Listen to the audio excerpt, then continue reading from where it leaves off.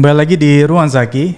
Kali ini kita akan membahas soal isu kasus asuransi terbesar di Indonesia, Wana Arta Life, di mana terjadi dualisme, pembentukan tim likuidasi dan juga permohonan PKPU. Dan bagaimana kemudian kita melihat dari keabsahan dan legalitas pendirian tim likuidasi. Karena patut diduga ada problem syarat formil yang kemudian belum sempat dipenuhi oleh tim likuidasi, di mana tim likuidasi itu dibentuk oleh Rapat Umum Pemegang Saham. Kita tahu pada pasal 91 Undang-Undang 40 tahun 2007 tentang perseroan terbatas bahwa tim likuidasi itu bisa dibentuk oleh RUPS, di mana RUPS itu bisa membuat kesepakatan di luar dari RUPS itu sendiri. Artinya jika ada 5 orang sebagai pemegang saham, ada 4 di dalam satu lokasi yang sama, dan ada 1 yang berbeda, tetap bisa diambil sebuah keputusan. Persoalannya adalah pasal 91 ini tidak berdiri sendiri, di mana dia punya hubungan dengan peraturan-peraturan lain, misalnya putusan Mahkamah Agung 1986 yang menyatakan bahwa syarat formil dari sebuah dokumen yang masuk ke yurisdiksi Indonesia adalah bisa dilegalisasi oleh Kedutaan Besar Republik Indonesia. Dan putusan Mahkamah Agung ini juga memberikan penguatan terhadap putusan dari Pengadilan Tinggi Agama Surabaya yang menjelaskan bahwa di tahun 2008 masalah dokumen asing yang kemudian dibutuhkan dalam proses di Pengadilan Agama ini masuk yurisdiksi Indonesia juga membutuhkan legalisasi dari KBRI. Bahkan ada peraturan Menteri Luar Negeri tahun 2006 di beberapa poin menjelaskan juga tentang bagaimana kemudian keabsahan sebuah dokumen itu menjadi memiliki legalitas ketika kemudian dia dilegalisasi oleh KBRI setempat.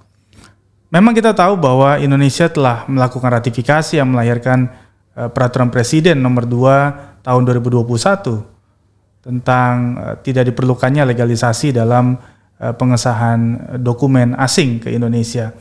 Tetapi patut diingat bahwa dalam surat edaran Kementerian Luar Negeri itu ada kewajiban untuk membuat apostille certificate.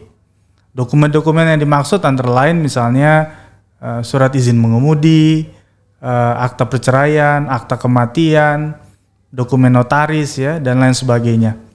Artinya apakah kemudian tim likuidasi ini juga sudah memenuhi syarat untuk pemegang saham di luar yurisdiksi Indonesia membuat apostille certificate.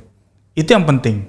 Kalau ini kemudian belum dipenuhi, maka patut diduga bahwa tim likuidasi yang dibentuk oleh RUPS ataupun OJK ini dalam kasus Wana Arta Life cacat hukum. Dan oleh karena itu, ini menimbulkan kegaduhan di tengah masyarakat, nasabah, karena kasus yang menelan kerugian hingga 16 triliun rupiah ini patut menjadi sorotan. OJK sebagai lembaga yang mengawasi perusahaan asuransi itu juga semestinya memberikan koridor-koridor hukum yang jelas.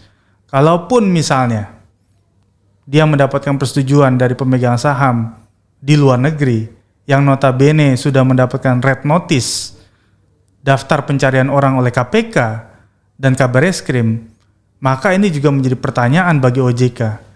Bagaimana sisi penegakan hukum OJK? Di satu sisi OJK mengatakan ke publik agar 7 tersangka ini bisa kembali ke Indonesia menyerahkan diri.